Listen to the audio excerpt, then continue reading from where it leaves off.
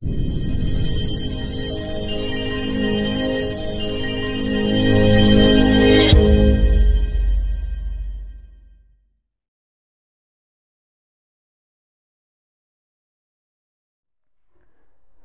Everyone, দেখো এখানে বলেছে নিচের কোন আয়নগুলোর একই ইলেকট্রন বিন্যাস দেখা যায়, তাই তো কোনটার একই রকম ইলেকট্রন বিন্যাস আমরা দেখতে পারবো। তো সবার আগে যদি আমি বলি সিআর এর কথা, ক্রোমিয়াম এর পারমাণবিক ক্রমাঙ্ক কত? ক্রোমিয়াম এর পারমাণবিক ক্রমাঙ্ক হচ্ছে গিয়ে 24, তাই তো। দেখো তো এবার 1s2 2s2 2p6 3s2 3p6 4s1 3d5 হচ্ছে গিয়ে ক্রোমিয়াম এর পারমাণবিক ক্রমাঙ্ক। এবার যখন সে 3+ আসবে, 3+ মানে Cr3+, তার মানে কি তিনটে ইলেকট্রন চলে গেছে। প্রথমে 4s থেকে যাবে, তারপরে 3d থেকে যাবে, তাই তো। তার মানে Cr3+ হচ্ছে গিয়ে অ্যাকচুয়ালি 3d3 সিস্টেম, তাই তো। 3d3, দেখো ওইখানে 3d3 সর্বশেষ কক্ষপথটায় তিনটা রয়েছে, ডিতে তিনটা রয়েছে, তাই আমি বললাম 3d3 সিস্টেম। কখন না Cr is in +3 oxidation state, right. Cr is in +3 oxidation state. Okay, next দেখি। তো এইখানে কি বলেছে, আয়নগুলির একই ইলেকট্রন বিন্যাস। তো Cr তার মানে কি 3d3 ইলেকট্রন বিন্যাস। এবার Fe3+টা দেখবো, ঠিক আছে।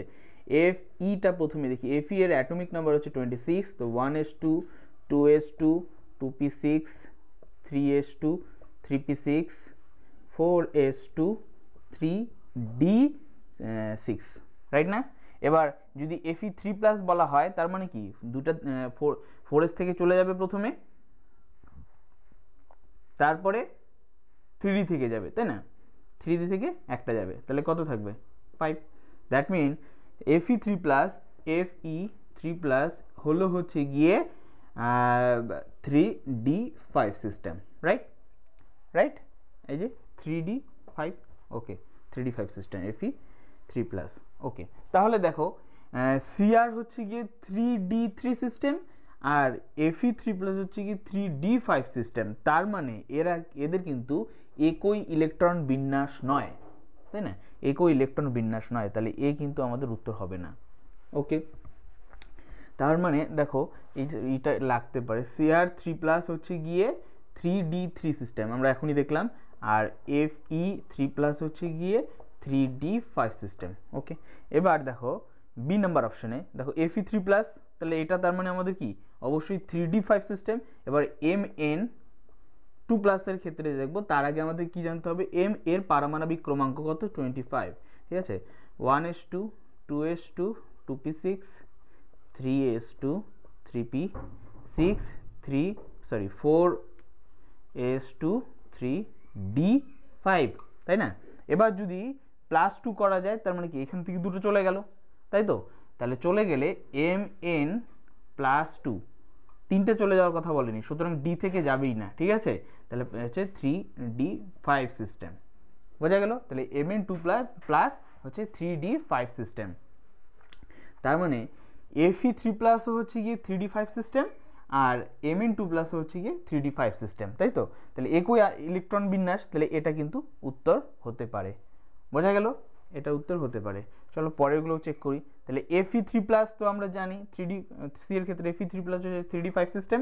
অ্যান্ড সিও দেখতে হবে, কোবাল্টের ক্ষেত্রে কি হয়, পারমাণবিক ক্রমাঙ্ক কত হয়? কোবাল্টের ক্ষেত্রে 27, তো 1s2 2s2 2p6 3s2 3p6 4s2 3d7, তাই তো। তাহলে এবার যদি এখান থেকে তিনটে চলে যায়, তার মানে এখান থেকে দুটো, এখান থেকে একটা, 6 হয়ে যাবে, তাই তো। তাহলে কি হবে, কোবাল্ট +3 অক্সিডেশনে হচ্ছে গিয়ে 3d6 সিস্টেম, 3d6 সিস্টেম। তাহলে এটার ক্ষেত্রে Fe3+ হচ্ছে গিয়ে 3d5 সিস্টেম আর কোবাল্ট হচ্ছে গিয়ে 3d6 সিস্টেম, তাই তো। তার মানে দুটো কিন্তু সেম সিস্টেম নয়, সেই কারণে এটাও অ্যান্সার হবে না। এবার স্ক্যান্ডিয়ামটা দেখি। স্ক্যান্ডিয়ামটা প্রথমে দেখি, দেখো স্ক্যান্ডিয়াম হচ্ছে গিয়ে 21, অ্যাটমিক নাম্বার হচ্ছে গিয়ে 21, তো 1s2 2s2 2p6 3s2 3p6 4s2 3d1, তাই তো? স্ক্যান্ডিয়াম হচ্ছে 3d1 সিস্টেম। ওকে, তো এবার যদি এখানে রয়েছে 3+, তার মানে এখান থেকে দুটো চলে যাবে, এখান থেকে একটা, মানে 3d0, তার মানে scandium is in +3 oxidation state হচ্ছে গিয়ে 3d0, তাই তো? আর ক্রোমিয়াম যেটা, ক্রোমিয়াম তো আগে বের করে রেখেছিলাম 3d3 সিস্টেম, তাহলে দুটো কিন্তু সেম সিস্টেম নয়। স্ক্যান্ডিয়াম হচ্ছে 3d0 3+এ, আর ক্রোমিয়াম 3+এ রয়েছে 3d3 সিস্টেম, তাহলে কিন্তু এটা হলো না। তাহলে সঠিক উত্তরটা কিন্তু আমরা পেয়ে গেছি, এটা, সেটা হচ্ছে গিয়ে এটা বি নাম্বারটা, দুটোই কিন্তু d5 system. Okay, okay, the correct answer হচ্ছে এটা।